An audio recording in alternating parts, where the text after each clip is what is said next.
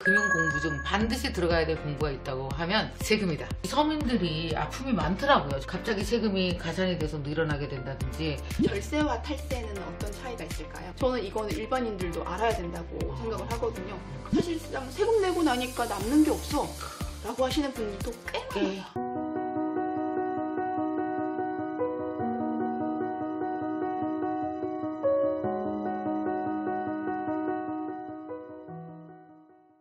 오늘 여러분에게는 정말 이 귀한 시간이 될 것 같습니다. 우리가 뭐 주식이다, 부동산이다, 특히 부동산. 그래서 정말 정책이 얼마나 자주 바뀌었는지 모르겠어요.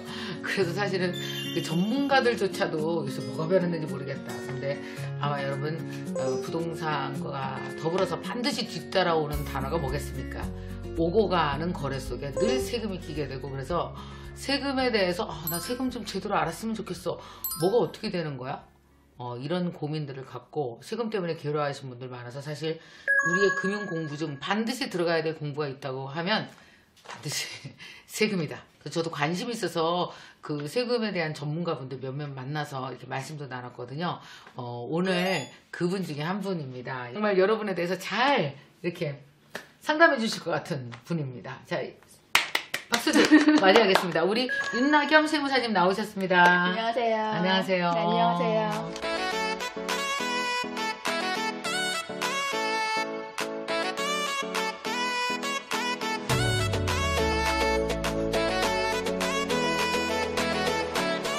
그동안 그 네. 20대부터 어떤 경력으로 지금 이렇게 유능한 세무사가 되셨어요? 세무사는 고등학교 때부터 꿈이었어요. 제 고등학교 때 친구가 되게 옷을 세 자매였는데, 보통은 자매들이 옷을 입으면 물려 입잖아요. 그쵸? 얘는 자기 걸 다 사 입더라고요. 막내인데. 오케이. 너무 놀란 거예요, 저는. 그 집에 놀러 갔더니 네. 아버님이 뭘 하시는지 궁금하잖아요, 또. 돈 얘기. 예. 그랬더니 이제 세무사라고 하는 거예요. 그때부터 꿈이, 세무사 되면 돈 많이 벌어가지고 애들 옷 다 사줄 수 있구나. 그렇게 살 수 있겠구나. 이제 막연하게. 그러면 학교 졸업하고 나서 네. 그러면 대학도 관련한 과목을 갔어요? 네, 회계학을 전공을 했었고, 졸업하고는 이제 세무사 쪽에서 공부를 하면서 붙어가지고 지금까지 하고 있어요. 근데 네. 이 세금이라는 게 돈에 관련돼 있기 때문에 돈이 많은 사람일수록 더 신경을 쓸 것 같고요. 그러나 또 일반 서민들도 집 하나 사고, 여기 지금 이 책에 보니까 이 서민들이 아픔이 많더라고요. 정말 네. 뭣도 모르고 집 하나 서울에 갖고 있었는데, 시골에 그 시골에서 내가 상속받은 집이 이게 뭐가 될 줄 몰랐는데 갑자기 세금이 가산이 돼서 늘어나게 된다든지. 그러니까 일반인이 왜 세금은 정말 뒤늦게 몰라서 네, 맞아요. 당하는 경우가 너무너무 많은 것 같다는 생각도 들고, 그래서 정말 모든 사람들한테 세금은 다 해당이 될 것 같더라고요. 진짜 사람들이, 일반인들이 세금에 대해서 반드시 인식 개선을 해야 될 부분이 있잖아요. 나 세금은 그냥 뭐 어디서 날라오면 내는 거고, 이렇게 안일하게 생각하는 사람들 되게 많고, 이걸 적극적으로 공부를 해서 뭔가 줄여보겠다는 생각을 안 하는데, 일단 세금에 대해서 일반인들이 가져야 되는 생각 몇 가지를 좀 얘기해 줘 보세요. 절세라는 단어를 많이 들어보셨어요? 네. 절세와 탈세는 어떤 차이가 있을까요? 절세는 합법적인 한 내에서 가장 세금을 줄일 수 있는 방법을 연구를 하는 것이고, 탈세는 그야말로 세금을 내야 될 때 불법적으로 띄어먹는 거겠죠. 하지 말라고 하는 거를 하면은 이제 탈세가 되는데, 네. 되게 재미있는 게 이게 절세인지 탈세인지는 사실 네. 애매하긴 하거든요. 그래요? 진짜? 법에 언제 도입되는지에 따라 달라요. 예를 들면 다운계약서 쓰고 이런 얘기들 많이 들어보셨잖아요. 네네. 그 전에는 공공연하게 그게 절세의 방법이었어요. 옛날에. 과거에는. 근데 네. 그 이후에는 2006년도, 7년도부터 하지 말라고 해서 당연히 이제 실제 계약서를 쓰고 해야 되는데, 네. 그러면은 당연히 실제 거래되는 금액 다운계약서를 쓰면 안 된다고 법에서 이제 하지 마. 네. 이렇게 했음에도 불구하고 이제 그때도 좀 스물스물 하시는 분들이 계셨거든요. 네. 이거는 탈세예요. 어릴 때부터 경제학, 세금 관련된 부분은 배워야 된다고 생각을 해요. 우리 사실 세금이 세자도 관심이 없잖아요. 없죠. 예. 제일 처음 관심 갖는 게 연말정산할 때. 네. 그러니까 벌어야 세금에 관심이 있지. 그렇죠. 돈이 없으면 세금에 관심이 없잖아요. 우리가 공부해야 될 세금이 한 10가지만 얘기해보세요. 뭐 있어요, 일단? 10가지요? 사실 직장인들이라면은 연말정산 관련돼서는 비과세돼 있는 연금저축 관련된 부분은 당연히 하셔야 되고, 네. 뭐 혹시나 집에 독립해서 사시면은 월세 관련돼서 했을 때도 연말정산 해야 되고, 1세대 1주택 비과세할 때는 저는 이 부분도 팁을 드리고 싶은 게, 혼인하기 전에 집을 사면 네. 결혼을 하고 나면 각각 1세대가 합쳐서 이제 같은 세대가 된 거잖아요. 네. 그럼 두 채 다에 대해서 비과세를 받을 수가 있어요. 어. 그러니까 그런 걸 모르고 떡하니 네. 결혼하면은 남들은 혼인 전에 자산을 증식을 한 거를 나는 해당이 사항이 안 되는 경우들이 있잖아요. 네. 그러니까 그런 경우들도 많은데 아무도 모르고 있고요. 부동산 관심이 있어 하다 보면 이거 사고 좀 있다가 또 옆에 걸 사요. 네. 그럼 세제 혜택을 받을 수 있는 게 없어요.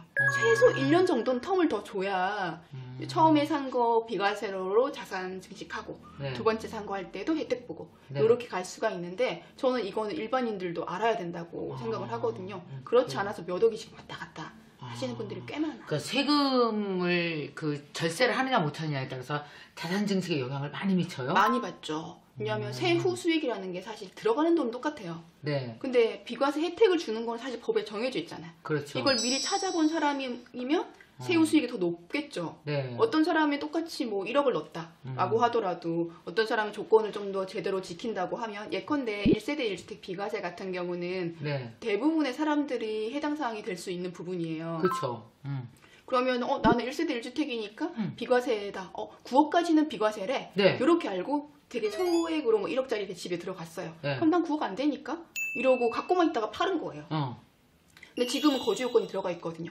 17년 8월 2일 이후에 주택을 취득하면 거기 들어가서 무조건 2년을 살아야 돼요. 안 살면. 안 살면은 혜택이 별로 없는 거죠. 1세대 1주택이라 할지라도. 예. 그러니까 그런 부분들이 있는 거예요. 네. 그러니까 이런 정보들이 조금만 똘똘하게 내가 딱 챙기면 난 지금부터 부동산을 모을 거야. 투자를 할 거야. 라고 생각을 하면은 취득 수익률도 확인을 해야 되고 입주권 상태를 할지 난 분양을 해서 할지 청약으로 들어갈지 아니면 땅으로 할지 오피스텔에 나올지 그 모든 정보가 머리에 들어있는 상태에서 투자를 하거나 자산을 굴리게 되면 사실상 그러면은 나는 들어간 돈보다 물론 세금은 내야겠지만 많은 부분을 챙길 수가 있는데 그게 아니다.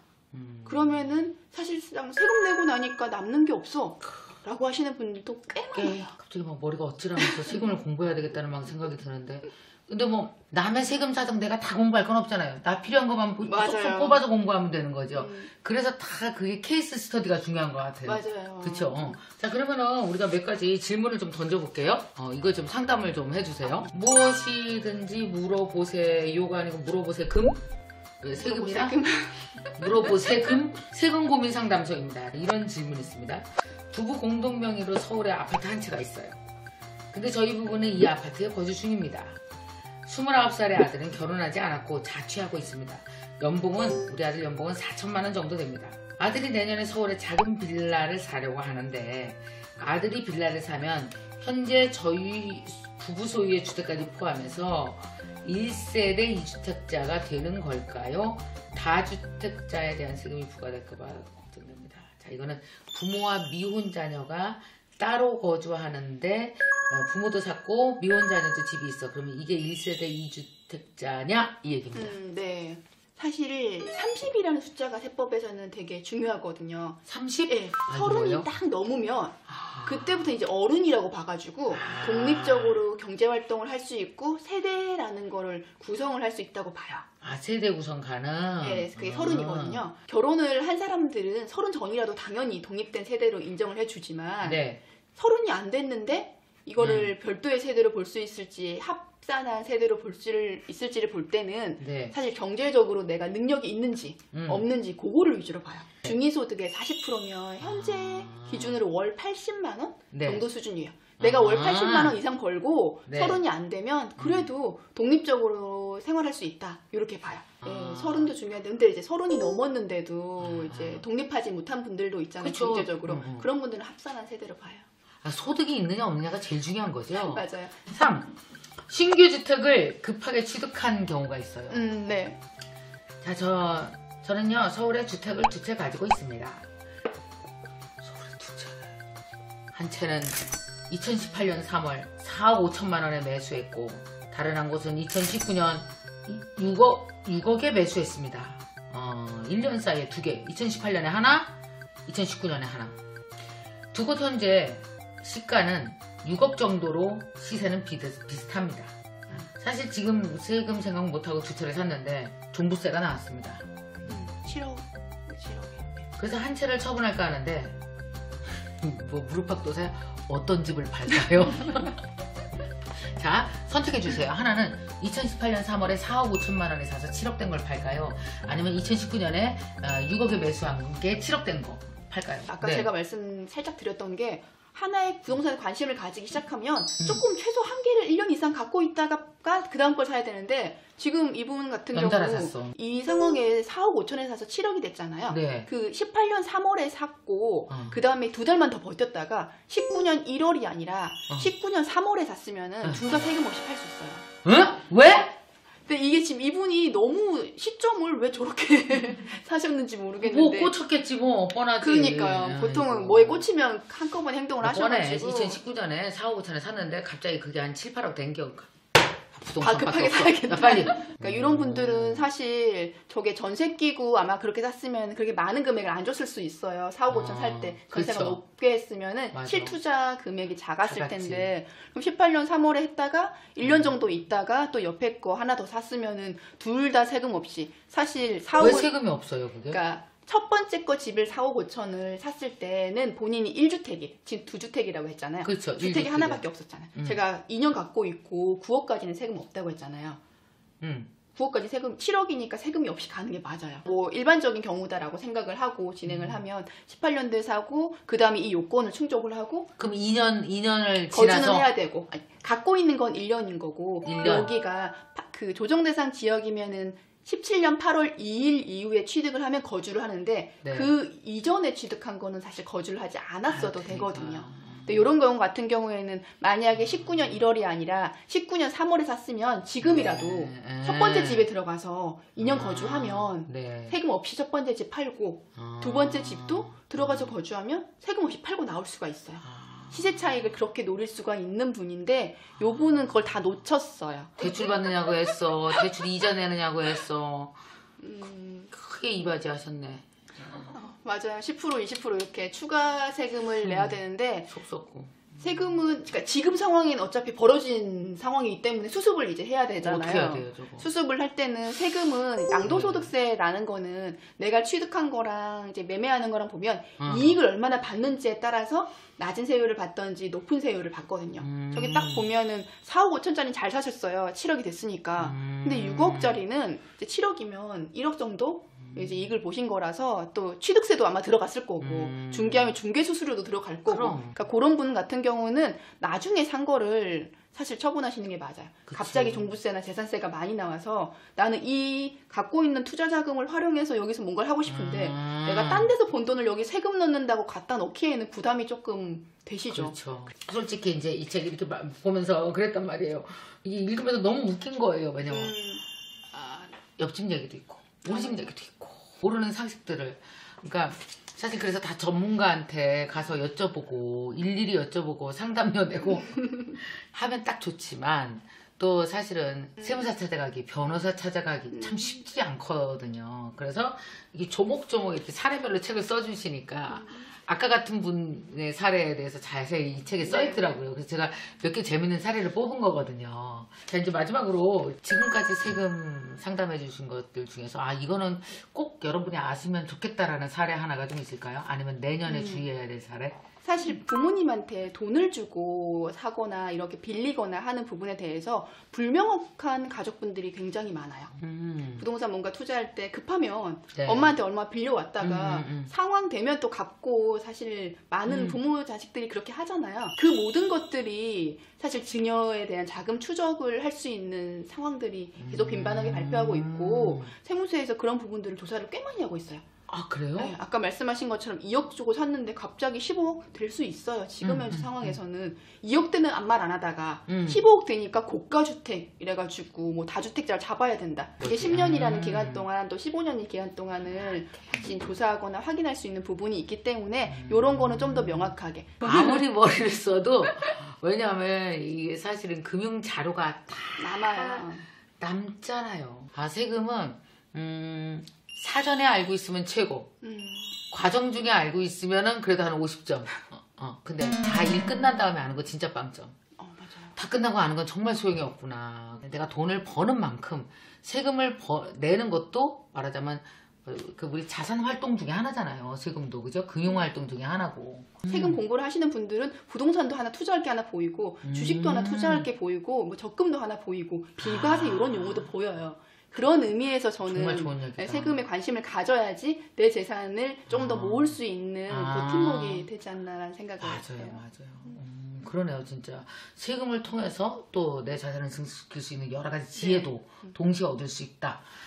자, 너무 좋은 얘기 많았습니다. 여러분 엄청 궁금해서 아마 그럴걸요. 아우, 저거 한 3시간 해주지. 공짜로 다 듣게. 막 이런 생각 하실 텐데, no, 그건 안 되고. 여러분, 공부하십시오. 저도 공부하겠다는 생각이 엄청 들었습니다. 자, 2021년 가장 세금에 관심이 많을 때입니다. 내년 6월도 우리는 또 이제 내년 6월 1일 세금에 대해서 정말 관심이 피크를 칠 날이기도 할 것 같아요. 자, 2021년 세금 읽어주는 부자. 그래서 윤나겸 세무사님이 지은 책입니다. 여러분 이 책 너무 많은 풍부한 사례들이 뭐 한 100개 있으니까 쭉 읽어보시면서 여러분 사례도 도입하고 해결점도 찾아보고 그래서 보다 조금 더 세금에 일찍 공부를 시작하시면 여러분 부자 되는 길이 열리고 보일 거라고 생각합니다.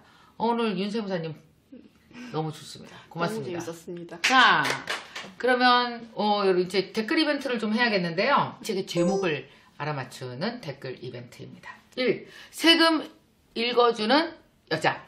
2. 세금 읽어주는 청년. 3. 세금 읽어주는 할머니. 4. 세금 읽어주는 부자. 네.